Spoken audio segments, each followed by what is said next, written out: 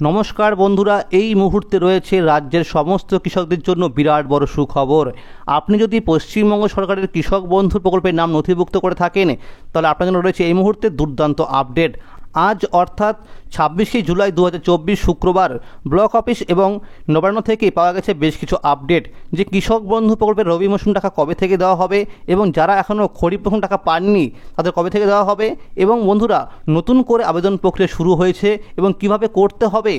এছাড়াও বন্ধুরা প্রকল্পের ভাতা বৃদ্ধি নিয়ে কি বলা হলো, সম্পূর্ণ কিছু কিন্তু বলবো আজকের এই ভিডিওটির মাধ্যমে। তো বন্ধুরা, যারা আমার এই চ্যানেল নতুন দেখছেন অবশ্যই চ্যানেলটিকে সাবস্ক্রাইব করে পাশে থাকবেন, কারণ এই চ্যানেলে কৃষক বন্ধু প্রকল্পের সমস্ত আপডেট এবং পশ্চিমবঙ্গ সরকারের সমস্ত প্রকল্পের খবরাখবর সবার আগে দেওয়া হয়ে থাকে আমার এই চ্যানেলের মাধ্যমে। তো বন্ধুরা, দেখে নেওয়া যাক কী বলা হয়েছে আজকের প্রতিবেদনে। কৃষক বন্ধু, অবশেষে কৃষকদের কথা রাখতে চলেছেন সরকার। প্রকল্পের ভাতা বৃদ্ধি নিয়ে সরকারি মহলে আলোচনা শুরু। কলকাতা, 26শে জুলাই 2024 শুক্রবার। পশ্চিমবঙ্গ সরকারের অধীনে যে সমস্ত সরকারি প্রকল্প রয়েছে তাদের মধ্যে অন্যতম জনপ্রিয় প্রকল্প হলো কৃষক বন্ধু প্রকল্প। এই প্রকল্পের মাধ্যমে রাজ্যের কৃষকদের বছরে 2টি কিস্তিতে টাকা দিয়ে আর্থিকভাবে সহায়তা করে থাকে পশ্চিমবঙ্গ রাজ্য সরকার।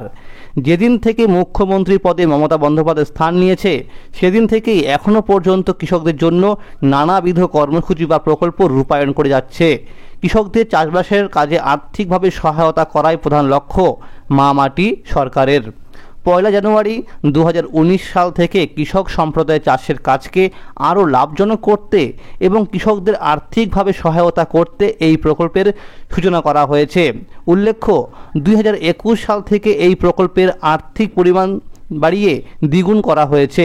এই প্রকল্পের মাধ্যমে রাজ্যের কৃষকদের চাষের কাজে সহায়তা করার জন্য বছরে 2টি কিস্তিতে টাকা দিয়ে থাকে। প্রথম কিস্তি হলো খরিফ মরশুম এবং দ্বিতীয় কিস্তি হলো রবি মরশুম। প্রথম কিস্তি অর্থাৎ খরিফ মরশুমে টাকা দেওয়ার সময় হলো এপ্রিল মাস থেকে শুরু করে সেপ্টেম্বর মাস পর্যন্ত এই সময়ের মধ্যে, এবং দ্বিতীয় কিস্তি অর্থাৎ রবি মরশুমে টাকা দেওয়ার সময় হলো অক্টোবর মাস থেকে শুরু করে পরের বছরের মার্চ মাস পর্যন্ত এই সময়ের মধ্যে। বর্তমানে এই প্রকল্পের মাধ্যমে যে সমস্ত কৃষকদের জমির পরিমাণ 1 একর বা তার বেশি রয়েছে তাদের বছরে 2টি কিস্তি মিলিয়ে 10,000 টাকা, এবং যে সমস্ত কৃষকদের জমির পরিমাণ 1 একরের কম রয়েছে তাদের বছরে জমির আনুপাতিক হারে 2টি কিস্তি মিলিয়ে সর্বনিম্ন 4,000 টাকা দেওয়া হচ্ছে। এছাড়াও এই প্রকল্পের নথিভুক্ত 18 থেকে 60 বছর বয়সের কোনো কৃষকের অকাল মৃত্যু হলে তার পরিবারকে ক্ষতিপূরণ বাবদ 2 লক্ষ টাকা দেওয়া হয়ে থাকে। এই বছরের প্রথম কিস্তি অর্থাৎ খরিফ মরশুম টাকা 13 জুন থেকে দেওয়া শুরু হয়েছে। ইতিমধ্যে সরকারি রিপোর্ট অনুযায়ী দেখা গেছে এখনও পর্যন্ত 95% কৃষকরা সরাসরি ব্যাংকে টাকা পেয়েছে। আর কিছু কৃষক রয়েছে যাদের এখনও পর্যন্ত স্ট্যাটাসের ঘরে অ্যাকাউন্ট ভ্যালিড দেখাচ্ছে কিন্তু টাকা পায়নি। এই সমস্ত কৃষকদের আবারও টাকা দেওয়ার ব্যাপারে প্রসেসিং চলছে। জানা গেছে আগস্ট মাসের প্রথম সপ্তাহ থেকে আবারও টাকা দেওয়া শুরু হবে, কিন্তু যে সমস্ত কৃষকদের স্ট্যাটাসের ঘরে পেমেন্ট সাকসেস দেখাচ্ছে কিন্তু এখনও টাকা পায়নি, তাদের ব্যাংক অ্যাকাউন্ট নাম্বারের সাথে ইকেওয়াইসি না থাকার কারণে টাকা পায়নি। তাদের উদ্দেশ্যে বলা হয়েছে তাদের ব্লক অফিস থেকে টাকা রিলিজ করে দিয়েছিল, তাই তাদের অ্যাকাউন্টে টাকা দেওয়া আর হবে না। নবান্ন থেকে সিদ্ধান্ত নেওয়া হয়েছে আগামী রবি মরশুমে টাকা দেওয়ার সাথে আরও কিছু কৃষকদের নাম সংযুক্ত করা হবে। এই জন্য অনলাইনে আবেদন প্রক্রিয়া শুরু হয়ে গেছে। বলা হয়েছে কোনো কৃষকরা যাতে এই প্রকল্পের টাকা থেকে বঞ্চিত না হয় সেই দিকটা যেন দেখা হয়।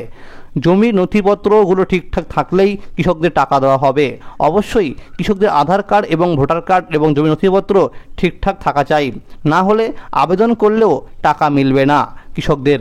যে সমস্ত কৃষকরা অনলাইনের মাধ্যমে নতুন করে আবেদন করতে না পারবে তারা আগামী দুয়ারে সরকার ক্যাম্পে গিয়েও অফলাইনের মাধ্যমে ফর্ম জমা করতে পারবেন।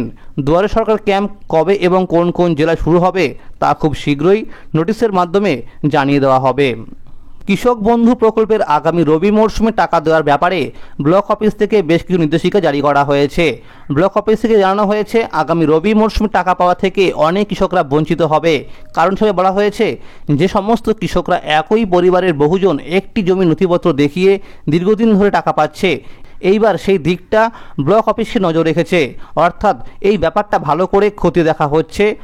অর্থাৎ বন্ধুরা, যে সমস্ত কৃষকরা এরকমটা করছে তাদের কিন্তু ভেরিফিকেশন শুরু হয়ে গেছে। বলা হচ্ছে এই সমস্ত কৃষকদের আগামী কিস্তি থেকে পুরোপুরি টাকা দেওয়া বন্ধ করা হবে।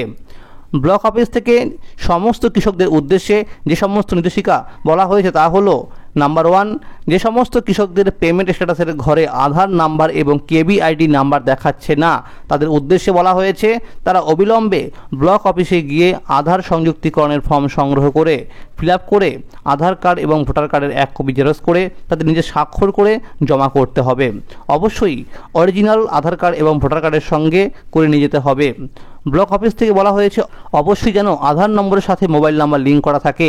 ফর্ম জমা করার 7 থেকে 10 দিনের মধ্যে পুনরায় স্ট্যাটাসের ঘরে আধার নাম্বার এবং কেবিআইডি নাম্বার চলে আসবে। 2 নম্বরে বলা হয়েছে যে সমস্ত কৃষকরা দুয়ারে সরকার ক্যাম্পে নতুন করে ফর্ম জমা করার পরে জুন মাসে খরিফ মরশুম টাকা পাননি, অর্থাৎ যাদের স্ট্যাটাসের ঘরে নট ফাউন্ড বা দেখাচ্ছে ডিলিট ফার্মার, তাদের উদ্দেশ্যে আবার নতুন করে আবেদনপত্র ব্লক অফিসে গিয়ে জমা করার জন্য বলা হচ্ছে।